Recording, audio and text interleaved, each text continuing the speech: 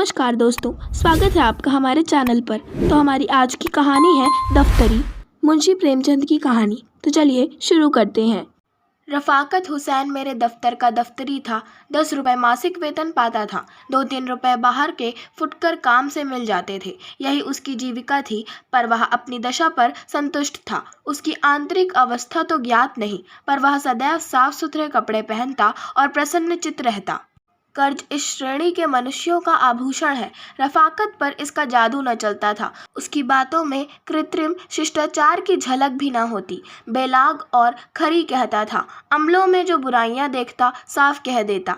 इसी साफ गोई के कारण लोग उसका सम्मान हैसियत से ज्यादा करते थे। उसे पशुओं से विशेष प्रेम था। एक घोड़ी, एक गाय, कई बकरियां, एक बिल्ली और एक कुत्ता और कुछ मुर्गियां पाल रखी थीं। इन पशुओं पर जान देता था। बकरियों के लिए पत्तियां तोड़ लाता, घोड़ी के लिए घास छील लाता। यद्यपि उसे आए दिन मवेशी खाने के दर्शन करने पड़ते थे और बहुधा लोग उसके पशु प्रेम की हंसी उड़ाते थे, पर वह किसी की न सुनता था और उसका यह निस्वार्थ प्रेम था। किसी ने उसे मुर्गियों के अंडे बेचते नहीं देखा। उसकी बकरियों के बच्चे कभी बूचड़ की छुरी के नीचे नहीं गए और उसकी घोड़ी ने कभी लगाम का मुंह नहीं देखा। गाय का दूध कुत्ता पीता था, बकरी का दूध बिल्ली के हिस्से में आता था। जो कुछ बचा रहता वह आप पीता था। सौभाग्य से उसकी पत्नी भी साध्वी थी। यद्यपि उसका घर बहुत छोटा था, पर किसी ने द्वार पर उसकी आवाज़ नहीं सुनी। किसी ने उसे द्वार पर झांकते नहीं देखा। वह गहने कपड़ों के तगादों से पति की नींद हराम न करती थी। दफ्तरी उसकी पूजा करता था। वह गाय का गोबर उठाती, घोड़ों को घास डालती, बिल्ली को अपने साथ बिठा कर खिलाती, यहाँ तक कि कुत्ते को नहलाने से भी उसे घृणा न होती थी। बरसात थी, नदियों में बाढ़ आई हुई थी। दफ्तर के कर्मचारी मछलियों का शिकार खेलने चले। शामत का मारा रफ़ाकत भी उनके साथ हो लिया। दिन भर लोग शिकार खेला किए। शाम को मूसलाधार पानी बरसने लगा। कर्मचारियों ने तो एक गांव में रात काटी। दफ्तरी घर चला, पर अंधेरी रात राह भूल गया और सारी रात भटकता फिरा। प्रातः काल घर पहुंचा तो अभी अंधेरा ही था, लेकिन दोनों द्वार पट खुले हुए थे। उसका कुत्ता पूंछ दबाए करुण स्वर से कराहता हुआ आकर उसके पैरों पर लौट गया। द्वार खुले देखकर दफ्तरी का कलेजा सन्न से हो गया। घर में कदम रखे तो बिल्कुल सन्नाटा था। 2-3 बार स्त्री को पुकारा, किंतु कोई उत्तर न मिला। घर भाएं भाएं कर रहा था। उसने दोनों कोठरियों में जाकर देखा। जब वहां भी उसका पता न मिला तो पशुशाला में गया। भीतर जाते हुए अज्ञात भय हो रहा था, जो किसी अंधेरे खोह में जाते हुए होता है। उसकी स्त्री वहीं भूमि पर चित पड़ी हुई थी। मुंह पर मक्खियां बैठी हुई थीं, होठ नीले पड़ गए थे, आंखें पथरा गई थीं। लक्षणों से अनुमान होता था कि सांप ने डस लिया है। दूसरे दिन रफ़ाकत आया तो उसे पहचानना मुश्किल था। मालूम होता था बरसों का रोगी है। बिल्कुल खोया हुआ गुमसुम बैठा रहा, मानो किसी दूसरी दुनिया में है। संध्या होते ही वह उठा और स्त्री की कब्र पर जाकर बैठ गया। अंधेरा हो गया। 3-4 घड़ी रात बीत गई, पर दीपक के टिमटिमाते हुए प्रकाश में उसी कब्र पर नैराश्य और दुख की मूर्ति बना बैठा रहा, मानो मृत्यु की राह देख रहा हो। मालूम नहीं कब घर आया। यही उसका नित्य का नियम हो गया। प्रातः काल उठकर मजार पर जाता, झाड़ू लगाता, फूलों के हार चढ़ाता, लोबान जलाता और 9 बजे तक कुरान का पाठ करता। संध्या समय फिर यही क्रम शुरू होता। अब यही उसके जीवन का नियमित कर्म था। वह अब अंतर जगत में बसता था। बाह्य जगत से उसने मुंह मोड़ लिया था। शोक ने विरक्त कर दिया था। कई महीने तक यही हाल रहा। कर्मचारियों को दफ्तरी से सहानुभूति हो गई थी। उसके काम कर लेते, उसे कष्ट न देते। उसकी पत्नी भक्ति पर लोगों को विस्मय होता था। लेकिन मनुष्य सर्वदा प्राण लोक में नहीं रह सकता। वहाँ का जलवायु उसके अनुकूल नहीं। वहाँ रूपमय रसमय भावनाएं कहाँ, विराग में वह चिंतामय उल्लास कहाँ, वह आशामय आनंद कहाँ। दफ्तरी को आधी रात तक ध्यान में डूबे रहने के बाद चूल्हा जलाना पड़ता। प्रातः काल पशुओं की देखभाल करनी पड़ती। यह बोझा उसके लिए असहाय था। अवस्था ने भावुकता पर विजय पाई। मरुभूमि के प्यासे पथिक की भांति दफ्तरी फिर दाम्पत्य सुख जल स्रोत और दौड़ा। वह फिर जीवन का यही सुखद अभिनय देखना चाहता था। पत्नी की स्मृति दाम्पत्य सुख के रूप में विलीन होने लगी। यहाँ तक कि 6 महीने में उस स्थिति का चिन्ह भी शेष न रहा। इस मोहल्ले के दूसरे सिरे पर बड़े साहब का एक अर्दली रहता था। उसके यहाँ से विवाह की बातचीत होने लगी। मियाँ रफ़ाकत फूले न समाये। अर्दली साहब का सम्मान मोहल्ले में किसी वकील से कम न था। उनकी आमदनी पर अनेक कल्पनाएं की जाती थीं। साधारण बोलचाल में कहा जाता था, जो कुछ मिल जाए वह थोड़ा है। वह स्वयं कहा करते थे कि तकाबी के दिनों में मुझे जेब की जगह थैली रखनी पड़ती थी। दफ्तरी ने समझा, भाग्य उदय हुआ। इस तरह टूटे जैसे बच्चे खिलौने पर टूटते हैं। एक ही सप्ताह में सारा विधान पूरा हो गया और नव वधू घर में आ गई। जो मनुष्य कभी एक सप्ताह पहले संसार से विरक्त, जीवन से निराश बैठा हो, उसे मुंह पर सेहरा डाले घोड़े पर सवार नवकुसुम की भांति विकसित देखना मानव प्रकृति की एक विलक्षण विवेचना थी। किंतु एक ही अठवारे में नववधू के जौहर खुलने लगे। विधाता ने उसे रूपेंद्रिय से वंचित रखा था, पर उसकी कसर पूरी करने के लिए अति तीक्ष्ण वाकेंद्रिय प्रदान की थी। इसका सबूत उसकी वह वाक्पटुता थी, जो अब बहुधा पड़ोसियों को विनोदित और दफ्तरी को अपमानित किया करती थी। उसने 8 दिन तक दफ्तरी के चरित्र का तात्विक दृष्टि से अध्ययन किया और तब एक दिन उससे बोली, तुम विचित्र जीव हो। आदमी पशु पालता है अपने आराम के लिए, ना कि जंजाल के लिए। यह क्या कि गाय का दूध कुत्ते पिएं, बकरियों का दूध बिल्ली चट कर जाए। आज से सब दूध घर में लाया करो। दफ्तरी निरुत्तर हो गया। दूसरे दिन घोड़ी का रातिब बंद हो गया। वह चने अब बाड़ में भुनने और नमक मिर्च से खाए जाने लगे। प्रातःकाल ताजे दूध का नाश्ता होता। आए दिन तस्मई बनती। बड़े घर की बेटी पान बिना क्यों कर रहती। घी मसाले का भी खर्च बढ़ा। पहले ही महीने में दफ्तरी को विदित हो गया कि मेरी आमदनी गुजर के लिए काफ़ी नहीं है। उसकी दशा उस मनुष्य की सी थी जो शक्कर के धोखे में कुनैन फाँक गया हो।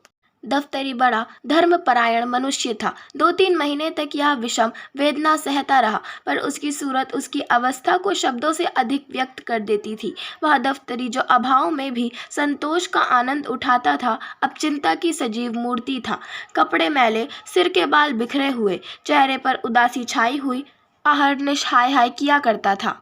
उसकी गायब हड्डियों का ढांचा थी। घोड़ी का जगह से हिलना कठिन था। बिल्ली पड़ोसियों के छींकों पर उचकती और कुत्ता घूरों पर हड्डियां नोचता फिरता, पर अब भी वह हिम्मत का धनी इन पुराने मित्रों को अलग न करता था।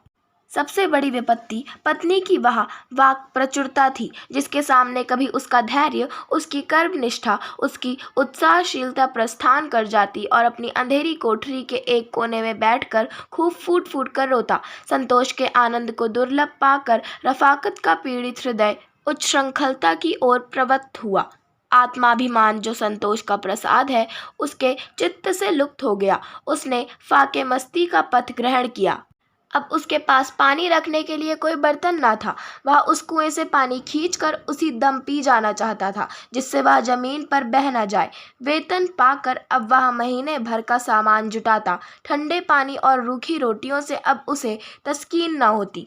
बाजार से बिस्कुट लाता, मलाई के दोनों और कलमी आमों की ओर लपकता। 10 रुपए की भुगत ही क्या, 1 सप्ताह में सब रुपए उड़ जाते। तब जिलबंदियों की पेशगी पर हाथ बढ़ाता, फिर 2-1 उपवास होता, अंत में उधार मांगने लगता। शनह शनह यह दशा हो गई कि वेतन देनदारों ही के हाथों में चला जाता और महीने के पहले ही दिन कर्ज लेना शुरू करता।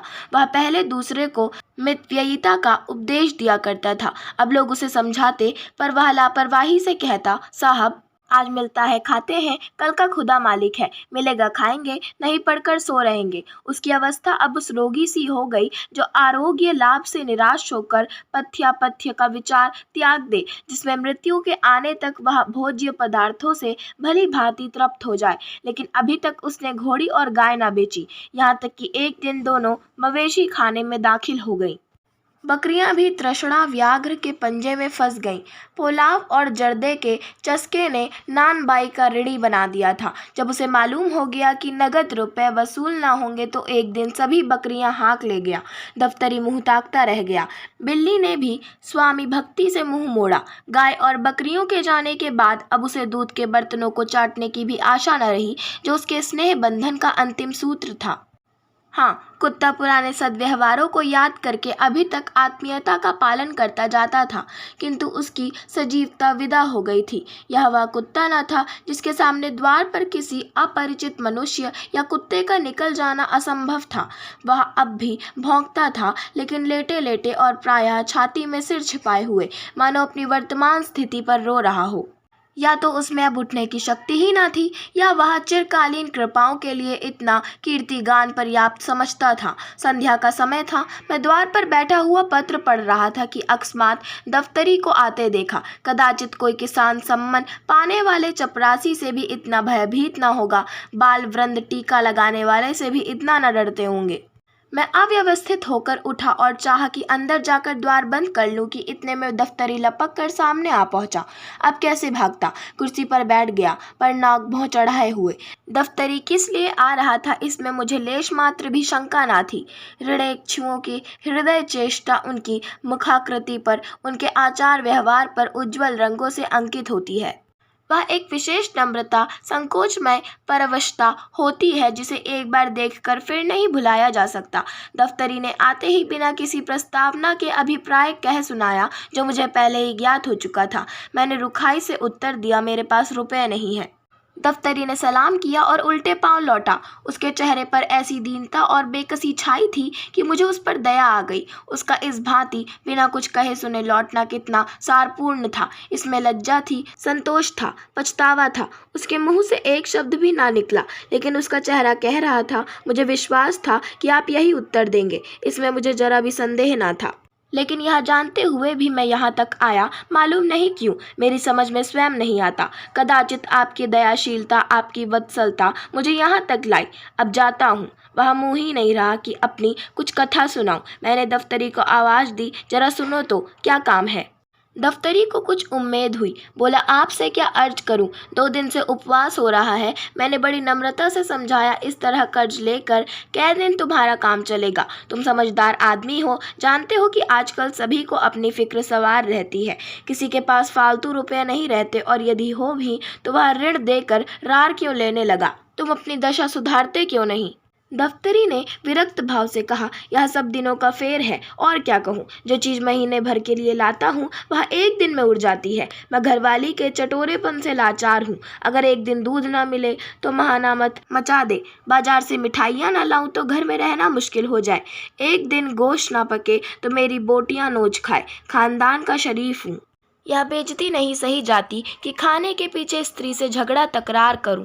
जो कुछ कहती है सिर के बल पूरा करता हूं। अब खुदा से यही दुआ है कि मुझे इस दुनिया से उठा ले। इसके सिवाय मुझे दूसरी कोई सूरत नहीं नजर आती। सब कुछ करके हार गया। मैंने संदूक से 5 रुपए निकाले और उसे देकर बोला, यह लो, यह तुम्हारे पुरुषार्थ का इनाम है। मैं नहीं जानता था कि तुम्हारा हृदय इतना उदार, इतना वीर रसपूर्ण है। ग्रहदाह में जलने वाले वीर रणक्षेत्र के वीरों से कम महत्वशाली नहीं होते। आशा करती हूँ आपको हमारी आज की कहानी दफ्तरी पसंद आई होगी। अगर आपको हमारी आज की कहानी पसंद आई हो तो हमारे चैनल को सब्सक्राइब करें, वीडियो को लाइक करें और बेल आइकन दबाना ना भूलें। धन्यवाद।